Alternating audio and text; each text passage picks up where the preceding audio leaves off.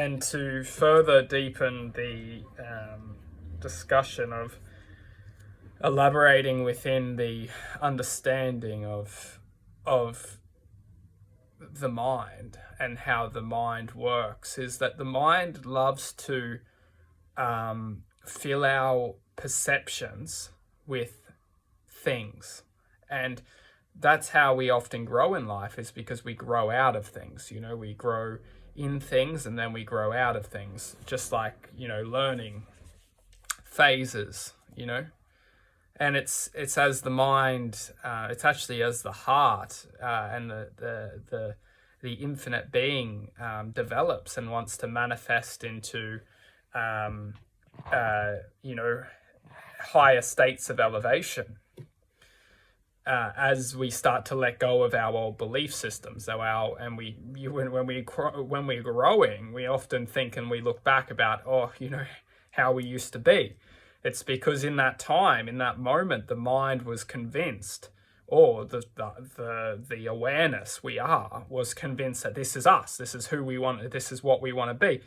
And if the mind can convince us this is what we want to be, we do it because we are maybe persuaded from the mind to listen, do what you're told. It's essentially what the mind is. It's it's like our own military. Put it that way, because it's true. It protects us when we're in, dangerous situations. It protects us. It's not necessarily all bad, but it is a sense of militarization and our minds.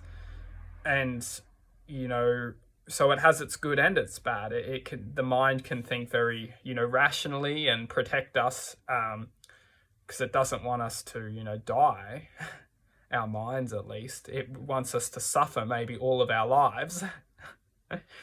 It's pretty brutal. And our minds often convince us that, the minds are the ones that are suffering, it's my mind that's suffering. The mind couldn't give a fuck. It's not the mind which is suffering. It's the awareness. It's the infinite self. It's the love. It's the truth. It's the, power that we all have within. That is what's suffering. Because the mind has strategically set up an environment, not necessarily set up the environment, but set up belief systems and set up constructions within its own program to limit us from accessing our divine truth, our divine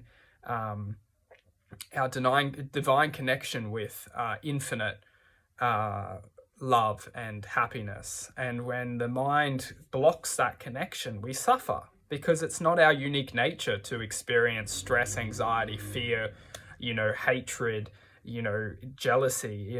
That's not our nature. So when it can block the tunnel, or not necessarily create the tunnel and keep us entrapped in that tunnel, then our mind convinces us oh no, we're trapped. Oh yeah. But he's the inside man. He's the one who got us there in the first place.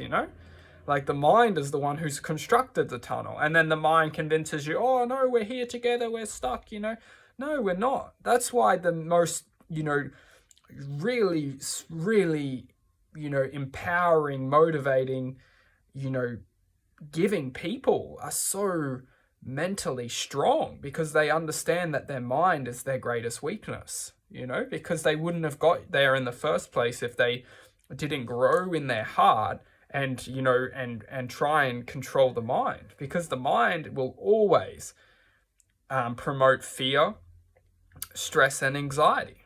It's the mind's agenda. The mind's agenda is to promote fear, stress, and anxiety. And when it's created that atmosphere, our unique love just can't handle it. It just suffers. It often shelters and just can't grow. It can't promote its divine connection outside of the aura of the program. It's trapped within the program, and it can't connect to something greater, which is our originality. It's our divine originality. And when it has that atmospherical cloud around us of fear, stress, worry, which the mind has attracted, by the way. The mind brings that energy to us and it convinces us, oh no, what's going on? The mind knows what's going on.